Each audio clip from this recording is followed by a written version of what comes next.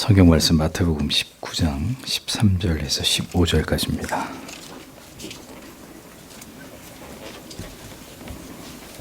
마태복음 19장 13절에서 15절. 다 함께 한 목소리로 같이 읽겠습니다. 그때 사람들이 예수의 안수하고 기도하심을 바라고 어린아이들을 데리고 오매 제자들이 꾸짖거늘 예수께서 가라사대 어린아이들을 용납하고 내게 오는 것을 금하지 말라. 천국이 이런 자의 것이니라 하시고 저희 위에 안수하시고 거기서 떠나시니라. 아멘. 오늘은 유아설의 마지막 시간이고요. 다음 주에는 이제 성찬에 대해서, 성찬을 앞두고 또 공교롭게도 기독교 강요 안에서 또 성찬에 대한 부분을 계속 해설하도록 하겠습니다. 오늘은 마지막 16장 유아셀의 그리스도께서 제정하신 바와 일치함, 그리고 그 표징의 본질 가운데 세르베투스의 반론에 대한 논박과 결론, 31항에서 32항까지를 해설하도록 하겠습니다. 제세례파의 핵심 인물인 세르베투스가 주장한 유아 세례를 반대하는 논리를 조목조목 하나하나씩 칼빈이 반박하고 있는 그런 내용입니다. 그래서 첫 번째는 세르베투스는 그리스도께서 제정하신 상징들이 완전한 것이기 때문에 그 상징들은 완전한 사람들, 완전히 이룰 수 있는 능력이 있는 사람들에게만 요구된다고 이렇게 주장을 했습니다. 그렇기 때문에 유아들에게는 세례를 베푸는 게 합당하지 않다, 이런 입장을 취했습니다. 그러나 칼빈은 이에 관해서 세례의 완전함은 누구를 막론하고 죽을 때까지 이어지는 것이다. 그 사람이 세례를 받았다 그래서 완성되는 게 아니라 세례를 받고 난 이후에도 아이가 됐든 어른이 됐든 죽을 때까지 이어지는 것인데, 그것을 유아들에게만 이런 이유로 제한하는 것은 그릇된 것이다, 이렇게 반박을 합니다. 세례는 평생토록 계속되는 단계들을 통해서 점진적으로 완전한 구원을 향해서 전진해 나아가도록 하나님께서 우리를 초청한 것인데, 그 완전성을 세례를 받는 시점으로 규정하는 것은 어리석은 일이다. 칼빈이 이렇게 비판합니다.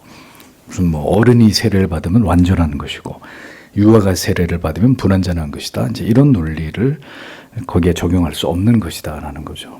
그래서 유아들 역시 유아의 시기에 세례에 참여하는 데는 아무런 문제가 없다라고 반박을 합니다. 두 번째는 그는 그리스도의 상징들은 누구든지 자기와 그리스도와 함께 장사 지낸 바 된 것을 기억하도록 하기 위한 것인데, 유아들은 이런 것들을 알 수도 없고 기억할 수도 없기 때문에 유아들에게 세례를 베푸는 게 합당하지 않다, 세르베투스가 이렇게 주장을 합니다.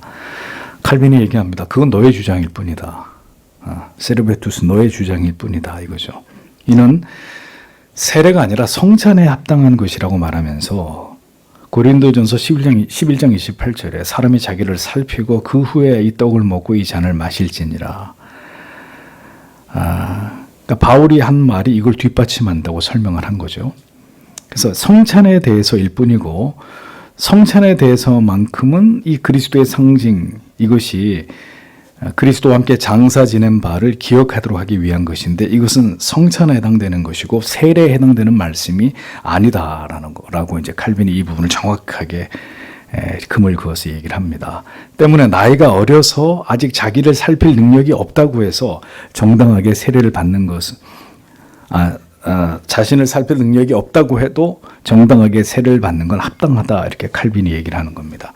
그러니까 성찬에 있어서는 철저하게 그 하나님이 그리스도의 상징이 그 의미를 알고 그것을 기억하면서 성찬에 나아가는 것은 맞는데, 세례에 관해서 이와 같은 말씀을 성경 어디에도 한 바가 없기 때문에 그 성찬에 해당되는 말씀을 유아에게 적용하고 유아 세례에 적용해서, 그러니까 유아들은 세례 받으면 안 된다, 이런 논리로 이야기하는 것은 세르베투스 그대의 주장일 뿐이다, 이렇게 칼빈이 반박을 한 것입니다. 세 번째는 하나님의 아들을 믿지 않는 자들은 모두 사망과 하나님의 진노 아래 머물러 있는 것인데, 유아들이 믿을 능력이 없기 때문에 여전히 정죄 가운데 있다는 거죠. 그래서 세례를 받을 수가 없다라는 주장을 펼칩니다. 그러나 이러한 그리스도의 경고는 아담의 모든 후손의 죄책을 말씀하는 것이 아니고, 교만하고 완악하여 자기들에게 베풀어지는 은혜를 거부하는, 복음을 멸시하는 자들에 대한 경고이기 때문에 유아들은 그것과 무관하다는 거죠. 유아들이 하나님을 믿는다라는 고백도 하지 못하지만 그럼 유아들이 나는 죽어도 극구 나는 복음을 믿지 않겠소 라고 유아들이 표현하는 것도 아니잖아요. 그렇기 때문에 하나님을 믿을 수 있는 능력이 없다는 이유 때문에 유아들이 세례를 받는 것이 합당하지 않다. 이제 이런 주장들은 수용할 수 있는 문제가 될 수 없다고 칼빈이 이야기하는 것입니다. 그러니까 칼빈이 이러한 세르베투스의 주장에 반박하는 논리로 누구든지 그리스도께서 축복하시는 자는 아담의 저주와 하나님의 진노에서 자유함을 받게 되는데 이 진리가 사실이라면 유아들이 그리스도께서 유아들에게 축복을 하셨고 안수를 하시면서 축복을 했기 때문에 당연히 사망에서 자유함을 받게 된 게 아니냐. 그럼 그리스도의 그 행위가 무의미한 것이냐. 이렇게 반문을 하는 것입니다. 세르베투스의 논리의 문제는 특정한 일부의 사람에게 주님이 하신 말씀을 모든 사람에게 임의대로 무차별적으로 적용시킨 것이다. 칼빈이 이렇게 분명하게 이 부분을 지적하고 있습니다. 그러니까 성경에는 분명히 특정한 시대 혹은 특정한 사람에게 해당되는 말씀이 있는데 이것을 해석하는 과정에서 모든 시대, 모든 사람에게 이런 식으로 적용하면 이제 중대한 오류가 발생하는 겁니다. 오늘날에도 이러한 문제들이 종종 일어납니다. 특별히 신앙의 엄수주의, 엄격주의를 추구하는 자들 가운데 성경에 대한 그릇된 해석이나 주장으로 불특정 다수에게 어떤 진리를 적용하고 이것을 보편화해버리는 이런 어리석은 실수를 범하는 거죠. 그 진리의 잣대를 딱 들이대고 무조건 가차없이 이 기준으로 모든 것들을 보편화시켜버리고 모든 사람들에게 이렇게 적용하려고 하는 이런 문제들이 생겨납니다. 그렇기 때문에 성경을 올바로 해석하고 적용할 능력이 없는 경우에 함부로 어떤 신앙의 문제에 대해서 언급하는 것을 금해야 된다는 거죠. 그렇지 않으면 제세르파나 세르베투스처럼 이와 같은 하나님의 말씀을 가지고 중대한 오류를 범하게 되는 거예요. 네 번째는 육적인 것이 먼저 오기 때문에 세례를 받기 위해서는 장성할 때까지 기다려야 된다라고 세르베투스가 주장을 했습니다. 세례는 영적인 것이기 때문에 먼저 충분히 그 영적인 것을 수용할 수 있을 만큼 육체가 장성할 때까지 기다려야 합당한 것이 아니냐 이렇게 주장을 했습니다. 인간이 전적으로 타락한 원주 아래에 있다는 것은 부정할 수 없는 사실입니다. 그런데 하나님께서는 즉각적으로 치유책을 베풀 수 있는데도 불구하고 하나님이 그렇게 할 수 없다고 여기는 것은 인정될 수 없다라는 거죠. 영적인 삶이 시작되기 위해서는 여러 해가 지나서 충분히 장성할 때까지 기다리도록 하나님이 그렇게 정하셨다면 어린아이들이 내게 오는 것을 금하지 말라고 하신 주님의 말씀은 그럼 어떻게 해석해야 되느냐. 아이들이 아무것도 모르고 자기들을 부르는 이가 누군지도 모르고 그들에게 안수할 때 그 의미가 뭔지도 모르는데 예수님이 어린아이들을 예수께로 불러서 그 아이들에게 안수하고 예수님이 그들을 사랑하셨잖아요. 품에 안아주셨잖아요. 그럼 그 예수님의 그 행위는 무슨 의미가 되는 거냐. 이렇게 이제 반론을 제기하는 것입니다. 고린도전서 7장 14절에서 말한 바와 같이 신자들에게서 난 자녀들을 본성적으로 잃어버린 상태에 있으나 초자연적인 은혜로 거룩한 상태에 있다고 말한 것을 그럼 어떻게 받아들여야 되느냐. 이런 하나님의 말씀을 가지고 칼빈이 반박을 했던 것을 볼 수 있습니다. 자, 다섯 번째 또 다른 주장은 다윗이 시온산을 정복하러 가면서 맹인이나 불구자가 아니라 힘센 군사들을 데리고 갔다. 힘센 군사들, 장성한 힘센 군사들을 대동하고 갔기 때문에 유아들은 제외된다. 좀 유치한 논리예요. 예. 이런 논리에 대해서 칼빈은 하나님께서는 맹인이나 다리 저는 자들도 천국 잔치에 초대했는데 그럼 이 비유는 어떻게 해석할 거냐. 이렇게 또 반문을 제기했습니다. 사도들은 사람을 낚는 어부였지 어린이를 낚는 어부가 아니었지 않느냐. 또 이런 유치한 논리를 들이대면서 유아들을 이 하나님 그리스도의 상징 안으로 초대하는 것이 불가하다. 이런 입장인데 여기에 관해서 복음이라는 그물 안에 온갖 고기들이 모여든다는 그리스도의 말씀은 그럼 또 무슨 의미냐라고 칼빈이 반론을 제기합니다. 모든 고기들이 그물 안으로 다 들어온다. 거기에는 유대인이나 헬라인이나 어린아이나 성인이나 모두가 다 해당이 되는 것인데 그럼 이 그리스도의 말씀은 어떻게 해석할 것이냐. 이렇게 반론을 제기합니다. 사도들이 가르치는 임무를 받았을 때 어린 아이들에게 세례를 주지 말라고 예수님이 말씀하신 바가 있나요, 성경에? 사도들에게 어린 아이들한테는 절대로 세례를 주지 마라. 성인들에게만 세례를 베풀라. 이런 말씀이 성경에 어디에도 기록되어 있지 않거든요. 복음서가 사람을 가리쳐서 안드로푸스 헬라말, 그러니까 모든 인류라는 말을 사용하거든요. 복음의 그 대상이. 그런데 왜 세르베투스는 그 인간의 범주 안에 어린아이들을 임의로 제외시키는 것이냐라고 칼빈이 일가를 하고 있었던 것입니다. 자, 7번째로 영적인 성격이 없는 유아들에게는 세례를 주기에 적합하지 않다고 주장을 합니다. 자, 이는 이제 바울의 가르침을 심각하게 왜곡시킨 것이다라고 칼빈이 주장을 합니다. 고린도 사람들이 스스로 자신들의 지혜로움에 대해서 교만해져 있을 때 바울이 그들이 아직 하늘의 도리와 가장 초보도 가르침을 받지 못한 상태라고 그들을 꾸짖었습니다. 그러니까 영적인 성격이 전혀 없는 것은 비단 어린아이들만의 문제가 아니라 어른이라 할지라도 그의 사유와 사고와 그의 생각이 유치하게 이를 데 없는 하늘의 도와 믿음의 초보조차도 이해하지 못하고 있는 상태라면 영적인 성격이 없는 것은 어린아이만 아니라 어른도 마찬가지 아니냐 이거죠. 어린아이들이 육체에서 났지만 하나님이 친히 값없이 양자 삼으심으로 그들을 거룩하게 하셨다면 그게 뭐가 문제가 되느냐. 영적인 성격이 있고 없고가 그게 뭐가 그렇게 중요한 문제냐. 불가항력적인 하나님의 은혜로 어림에도 불구하고 하나님이 그에게 은혜를 베푸신다고 하면 영적인 성격이 없는 어린아이들, 영적인 성격이 없는 어른도 마찬가지 아니냐 이거죠. 8번째로 유아들이 새로운 사람들이라면 영적인 양식을 먹을 수 있어야 하는데 성찬에 참여할 수 있어야 하는데 어린 아이들이 무슨 포도주와 빵을 먹느냐. 그러니까 그들은 세례를 받으면 안 되는 거다. 이런 이제 반대입니다. 그러나 세례를 통해서 그리스도의 약물 위에 영접을 받고 그들이 성인이 되어서 비로소 단단한 음식을 먹을 수 있을 때까지 양자됨의 상징만으로 유아들에게는 족하다는 거죠. 굳이 성찬에 참여하지 않더라도 이미 양자됨의 하나님의 일방적 선언으로 그것만으로도 족한 게 아니냐.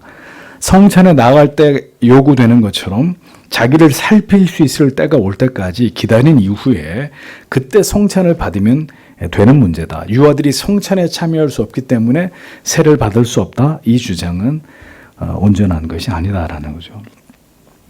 유아들이 세례를 받았다고 해서 지금 당장 성찬에 참여해야 되는 것은 아니다라고 칼빈이 반론을 제기했던 것입니다. 9번째로. 자, 그렇지만 주님께서는 그의 모든 백성들을 불러 성찬에 참여하게 하셨는데 성찬에 참여할 수 없다면 그의 백성이 될 수 없는 것이 아니냐. 아이들이 성찬에 나올 수 없기 때문에 그의 백성이 될 수 없는 게 아니냐. 이런 주장입니다. 물론 그리스도께서는 그의 죽으심을 기념할 준비가 되어 있는 자들 이외에는 아무도 성찬에 참여시키지 않으셨습니다. 그러나 유아들은 성인이 되기까지 그들 나름대로의 고유하고 적절한 지위에 있으면서 불택자가 아닌 상태에 머물러 있다고 봐야 한다. 칼빈이 이렇게 얘기하는 거예요. 뭘 근거로? 그 부모님들의 신앙의 보증과 그들이 언약의 자손이라는 그리고 하나님의 주권과 섭리 가운데 그들이 택자라는 것을 근거로 칼빈은 이렇게 얘기하는 거예요. 그러니까 유아라고 해서 불택자로 이렇게 제끼는 것보다는 그들 나름대로의 하나님의 적절한 지위를 하나님이 그들에게 보장하시고 불택자가 아닌 상태의 양 부모의 믿음의 부모에게서 태어난 자녀는 그 상태에 있는 것으로 봐야 된다. 이게 이제 칼빈의 해석입니다. 그러나 그들이 단지 어려서 성찬의 빵과 포도주를 먹을 수 없기에 이것이 끔찍한 일이라고 한다면 성찬에 참여하는 영혼은 성찬을 먹는 외형적인 행위와 다른 방식으로 그리스도와의 신비한 영적인 연합으로 양식을 공급받는 것이기 때문에 유아들이 비록 포도주와 빵을 먹을 수는 없어도 그럼에도 불구하고 그리스도께서 영의 양식으로 어린 유아라 할지라도 그들에게 임재하는 것을 부정할 수 없다. 이렇게 칼빈이 얘기한 것입니다. 그러니까 성찬에 어른이 성인이 되셔서 성찬에 참여하는 것도 그리스도의 내적인 풍성한 연합의 신비를 경험하는 것이지만 그 자리에서 함께 참여하고 있는 유아들조차도 그 시간에 성찬에 나아갈 수는 없어도 성령이 그들에게 그 어린 영혼들에게도 성령이 임재하셔서 그들에게 은혜를 주심에 대해서 우리가 부정해서는 안 된다. 이게 칼빈의 설명입니다. 세례는 단지 교회로 들어가는 문이 열리는 것 이외에 아무것도 아니므로 성찬과는 다른 경우로 봐야 한다는 것이 칼빈의 주장입니다. 그래서 여러분들에게 누누이 말씀드리지만 어린 아이들의 영혼이라 그래서 뒤에서도 얘기하는데 교회의 멤버가 아닌 게 아니란 말이죠. 엄마의 등에 업혀서 교회에 나왔다고 해서 아이가 하나님의 말씀을 들을 수 있는 능력, 볼 수 있는 능력 이런 거 없다고 해서 그 어린아이가 신자가 아니다 이렇게 얘기해서는 안 된다는 거죠. 교회 지체가 아니다 라고 생각하는 것은 제세례파의 입장이고 세르베투스 같은 사람들의 입장이지 우리는 다 하나님의 구원의 은혜와 성령의 임재와 성령의 역사가 그들에게도 분명히 나타나고 있고 임하고 있다고 봐야 된다는 게 우리 교육주의 입장이라는 겁니다. 굉장히 이 유아들에 대해서 이 칼빈의 이런 식의 주장이 우리에게 굉장히 신선한 시각으로 다가오는 겁니다. 그러니까 아이들을 무시해서는 안 되는 거예요. 얘들이 뭘 알아? 얘들이 뭘 깨달아? 우리 생각입니다. 그러면 어른인데 성인이지만 아직 하나님의 진리의 말씀에 대해서 전혀 생소해서 어린아이처럼 들어도 이해하지 못하고 깨닫지 못하는 경우는요. 마찬가지 아닙니까? 그러니까 외모를 가지고 성인이다 어린아이다만을 가지고 하나님의 은혜가 있다 없다 은혜 안에 포함될 수 있다 없다를 우리가 함부로 속단해서는 안 되는 것이죠. 10번째로 세르베투스는 선한 청지기는 적절한 시기에 그의 권속들에게 양식을 나눠준다고 마태복음 24장 45절에 이것을 인용해서 주장을 합니다. 그런데 뭘 근거로 세례를 위한 적절한 시기를 임의대로 규정해서 유아기가 적절한 시기가 아니라고 입증할 수 있느냐라는 겁니다. 또 밭이 휘어져 있으니 속히 추수를 하라는 말씀을 가지고 오직 추수 때만이 세례를 베푸는 시기이기 때문에 추수 때라고 보기 어려운 유아의 때에 세례를 베푸는 게 합당하지 않다. 이런 논리를 펴니다. 그러나 주님의 이 말씀은 그런 의미가 아니라 사도들에게 그들의 수고한 열매가 나타나는 것이 보이기 때문에 더 열심을 내서 가르치도록 준비하라는 말씀일 따름이라고 칼빈은 이 성경에 대한 올바른 해석을 통해서 그들의 반론을 그들이 주장하는 반론을 잠재우죠. 근데 여러분 나중에 언급하겠지만 나름대로 이 세르베투스나 제세례파도 그리고 캐톨릭도 다 하나님의 말씀의 근거를 가지고 자기들이 어떤 주장하는 바를 펼칩니다. 근데 문제는 그들이 주장하는 그 성경에 대한 해석이 모두 엉터리라는 데 있는 거죠. 자의적 해석에 따르거나 문자적 해석에 치우쳐 있기 때문에 하나님의 말씀이 전혀 그런 의미가 아닌데 그것을 아전인수식으로 해석해서 갖다 붙이는 거예요. 자기들의 논리에. 그러니까 이런 경우에 얼마나 많은 이단과 사이비들이 존재합니까? 오늘날에도 신천지를 비롯해서. 그래서 성경의 해석이 중요하다고 여러 번 여러분들에게 말씀을 드리는 것입니다. 11번째, 최초의 교회에서는 그리스도인들과 제자들이 동일한 사람들이었다는 것이죠. 모두 성인들이었다는 말입니다. 물론 제자들은 모두 성년이 된 사람들로 이미 가르침을 받았고 그리스도의 이름을 지닌 자들이었죠. 그러나 그렇다고 해서 하나님께서 자기의 권속에 속한 자들로 확증하신 어린아이들을 그런 불택자로 결론 내리는 것이 가한 것이냐? 칼빈은 절대로 그럴 수 없다고 이야기하고 있습니다. 앞에 예수님이 어린아이들을 용납하시는 이런 모든 것들이 근거가 되는 것이죠. 12번째, 모든 그리스도인들이 형제들이지만 어린아이들은 성찬에 참여하지 않은 이상 형제들에 속할 수가 없다고 또 세르베투스가 주장을 합니다. 그러나 칼빈은 그리스도의 지체에 들인 자들만 진정한 하늘나라의 상속자이고 그리스도께서 어린아이들을 안으신 것은 양자됨의 분명한 증표였고 이로써 유아들도 성인들과 하나가 되며 현재 일시적으로 그들이 나이가 어리기 때문에 성찬에 참여하지 못하더라도 그것 때문에 교회에 속하지 않았다라고 단정해서는 안 된다고 강력히 주장을 합니다. 성찬 참여가 형제됨의 증거라면 성찬에 한 번도 참여하지 못한 십자가 위에 한편 강도, 그럼 우리 형제가 아니냐? 응? 그는 우리의 형제가 아닌 것이냐? 그렇게 말할 수 있느냐라고 칼빈이 반박을 하고 있습니다. 13번째로 오직 믿음으로만 양자의 영을 받아 우리의 형제가 될 수 있는데 그러려면 오직 복음을 들음으로 믿음을 가지고 양자의 영을 받게 되는데 유아는 그럴 능력이 없기 때문에 형제가 될 수 없다라는 주장입니다. 근데 이것은 성인들에게 해당이 되는 말씀입니다. 이것을 유아들에게까지 억지스럽게 적용하는 것이 합당하지 않다고 칼빈이 비판을 합니다. 그러나 아까도 말씀드렸다시피 어린 아이들이 엄마가 읽어주는 성경 말씀, 아빠가 읽어주는 성경 말씀, 교회 와서 못 알아듣는 것 같지만 엄마 아빠의 품에 안겨서 예배를 드리는 어린 아이들, 성령이 다 그들에게 하나님의 말씀을 통해 우리가 다 이해할 수 없는 신비한 방식으로 하나님이 그 유아들에게 은혜를 주신다고 우리는 믿는 거예요. 그래서 그들이 복음 안에서 자라간다고 우리는 그렇게 바라보는 것입니다. 왜? 영적인 존재이기 때문에. 그들이 하나님의 언약의 부부의 자녀이기 때문에. 그래서 여러분 어린 아이들에게 하나님의 말씀을 읽어주고 아이와 함께 손을 모으게 해서 엄마 아빠가 기도해주고 교육입니다. 분명한 교육입니다. 그래서 이런 것들을 절대로 소홀히 해서는 안 된다는 거죠. 우리의 자녀들에게. 그래서 유아 세례할 때 선서하는 겁니다. 아이와 아이를 위해서 기도하고 아이와 함께 기도하겠습니까? 라고 부모에게 묻는 거예요. 거기서 네라고 대답을 해야 되는 거죠. 에이, 애가 뭘 알아?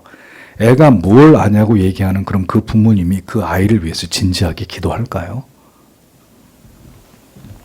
14번째로 고넬료가 성령을 받은 다음에 세례를 받았기 때문에 성령을 받았는지 확인할 수 없는 유아의 경우는 이것을 반대한다는 겁니다. 자, 이건 역시 마찬가지로 특수한 사례를 보편적인 법칙으로 억지스럽게 적용한 것이죠. 왜냐하면 이디오피아 내시와 사마리아 사람들처럼 성령을 받기 전에 먼저 세례를 받은 케이스도 있잖아요. 그런데 그들은 되고 유아는 안 된다? 이것도 이제 그렇게 바라볼 수 없는 문제가 되는 것입니다. 15번째, 세르베투스는 요한복음 10장 35절의 말씀처럼 하나님의 말씀을 받은 사람들을 신이라 하셨거든 이라는 말씀을 통해서 우리가 중생으로 말미암아 신이 되는데 어린 아이들에게는 이것이 불가능하다 이렇게 주장을 합니다.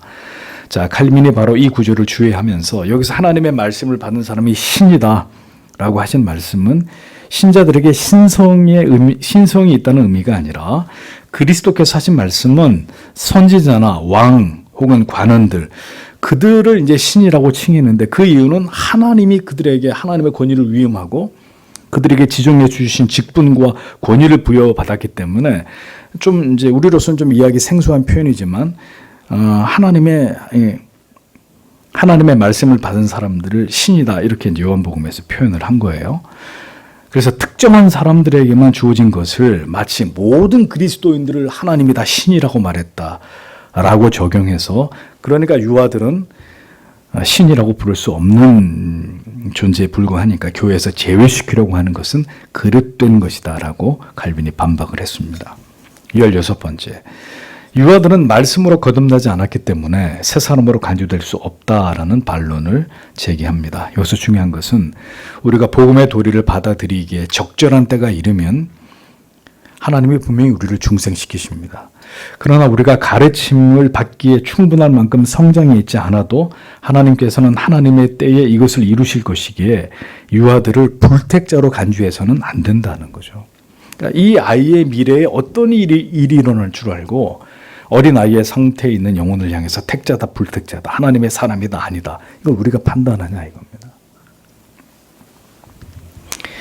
17번째로 율법에서 갓 태어난 양과 염소는 희생제물로 드리지 못하도록 규정이 되어 있다고 세르베투스가 주장을 합니다.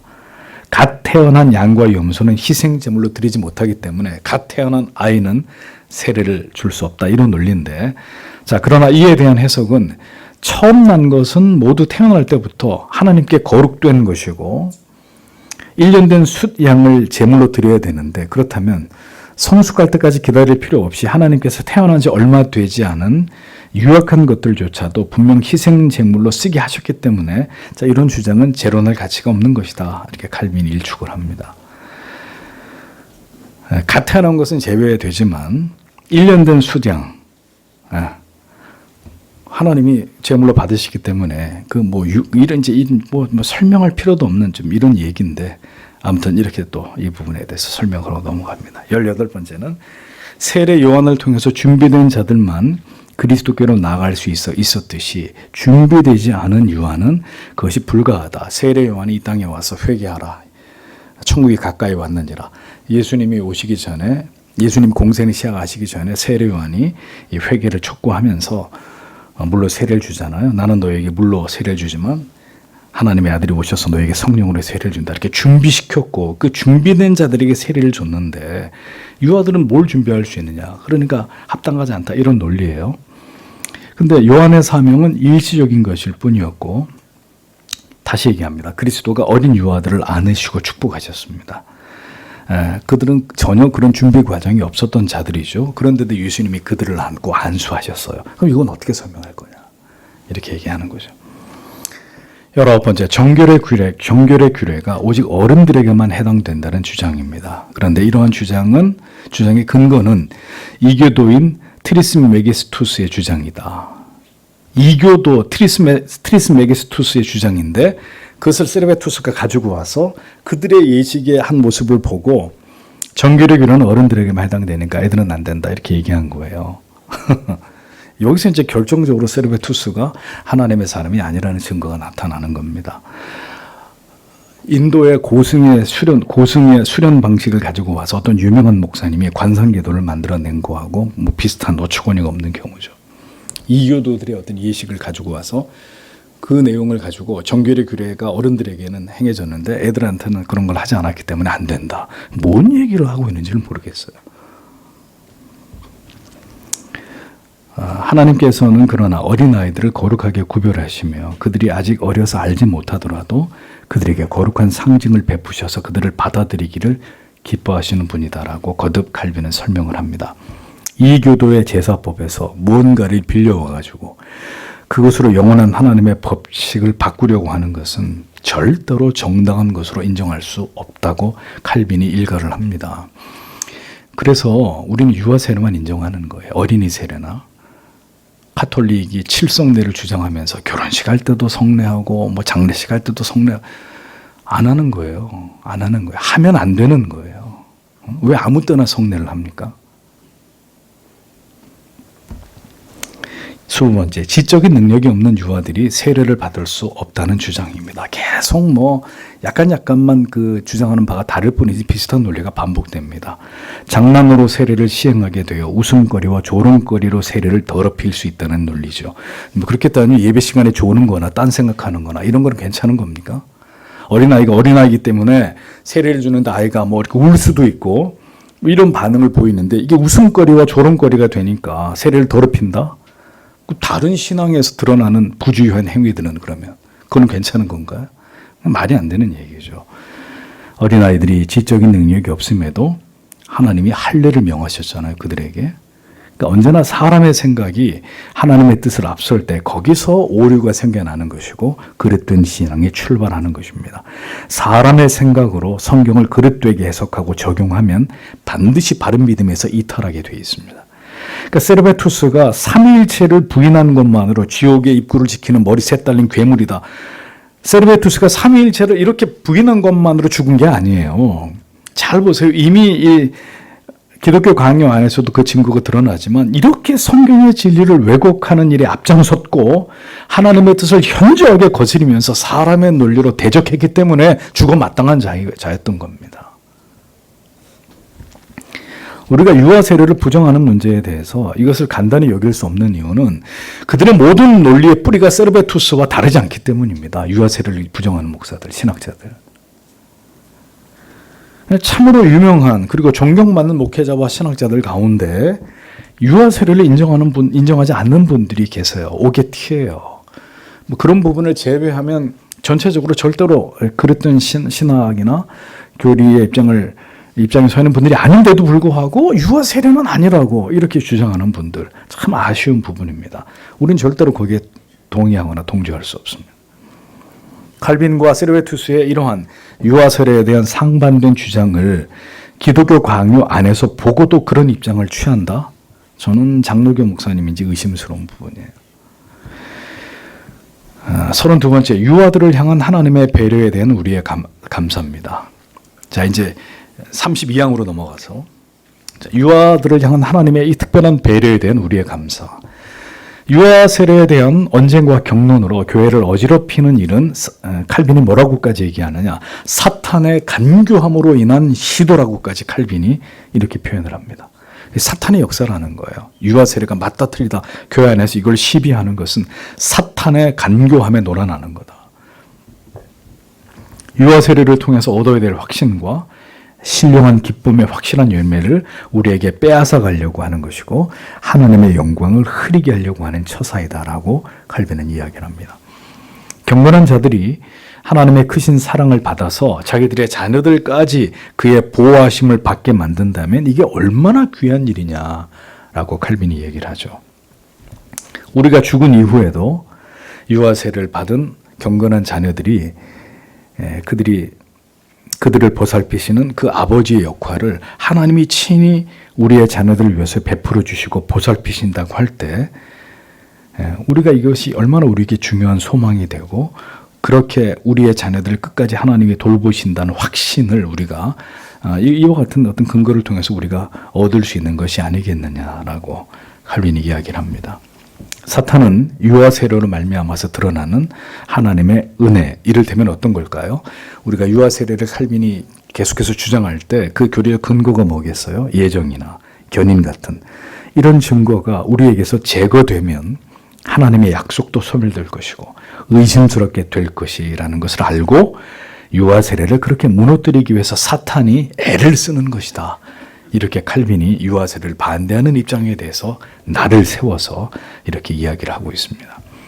우리가 기억해야 될 것은 칼빈의 말대로 하나님께서 우리의 자녀들을 그의 자녀로 취하시고 인정하신다는 것을 생각하면 하나님을 진정으로 경외하고 그의 법을 지키도록 가르치고자 하는 강한 자극을 느끼게 된다고 이렇게 말하고 있는데, 자, 그럼 과연 우리가 그러한가를 살펴봐야 되겠죠. 칼빈의 말대로 우리의 자녀들을 그의 자녀로 취하시고 인정하신다는 것을 생각하면서 하나님을 진정으로 경외하고 그의 법을 지키도록 가르치는 강한 자극을 유아 세례를 받게 하는 그 부모님들에게 자극을 받게 하는 것이라고 말하는데 그 과연 그러냐 그러면 자녀들에게 유아 세례를 받게 하신 모든 부모님들에게 물어보겠습니다. 진정으로 자녀들을 하나님을 경외하고 그의 법을 지키도록 가르치는데 여전히 강한 자극을 받고 계십니까? 내 아이는 유아 세례를 받은 하나님의 언약의 자손이다라는 그 이유가 계속해서 이 아이를 하나님을 경외하고 그의 법을 지키도록 하는데 강한 자극으로 유아 세례를 받은 내 아들과 내 딸을 대할 때마다 부모님이 그런 자극을 받고 계시냔 말이에요. 유아 세례를 받을 때 부모로서 선서한 대로 자녀를 주의 말씀과 교리로 지도하고 채찍을 들며 어린 아이를 위해서 기도하고 아이와 함께 기도하시느냐? 유아 세례를 공부하면서 우리가 이거 질문해 봐야 되죠. 제가 어렸을 때만 해도 주일 예배는 뭐 고사하고 새벽 예배까지 그리고 수요 금요 기도회까지 아직 목사님의 말귀를 알아듣지 못하는 어린 아이들 이렇게 손 붙들고 등에 이렇게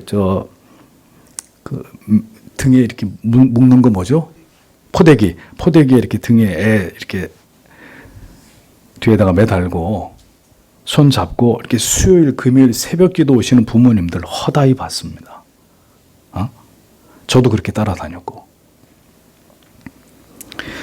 왜 유아 세례를 받을 때 하나님 앞에서 한 약속을 이행하지 않습니까? 왜 하나님이 적당히 봐주실 거라고 생각합니까? 왜 여전히 장성한 자녀라 할지라도 그가 하나님을 두려워하는 참된 예배자로 세워가야 하는 이 부모의 책임을 다하지 않는 겁니까? 왜? 칼빈이 분명히 말합니다. 하나님의 선하심을 흐리게 만들려는 악의가 우리에게 있지 않는 한 우리의 어린 자녀들을 하나님께 드리도록 하자.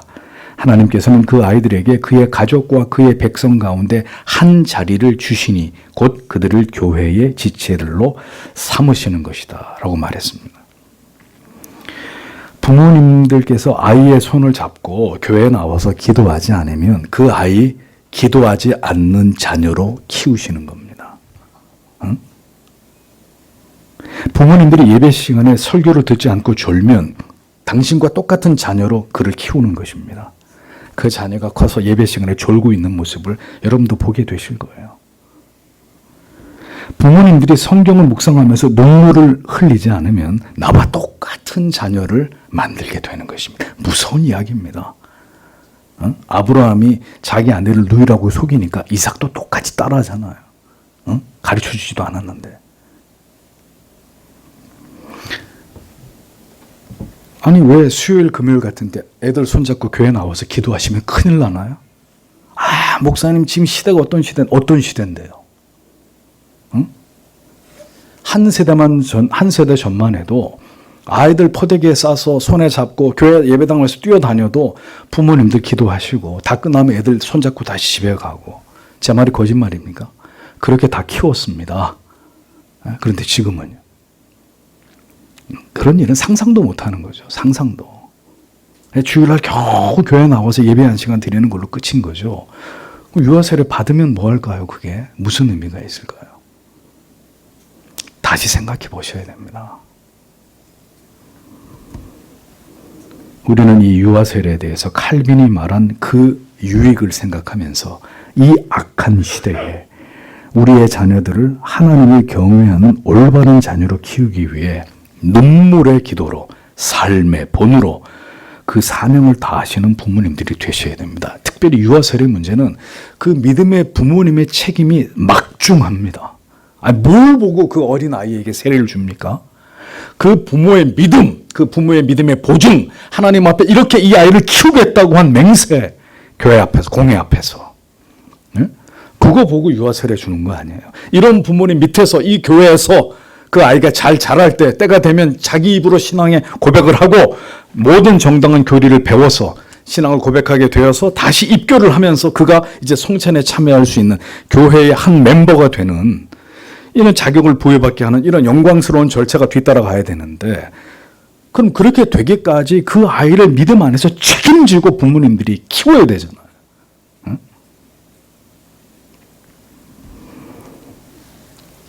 유아세례가 뭔지를 잘 아셔야 됩니다. 과거에는 교회가 뭐 이런 것들을 제대로 가르치지 않았기 때문에 그냥 형식적으로 세례도 그렇고 유아세례도 그렇고 그렇게 행했었습니다.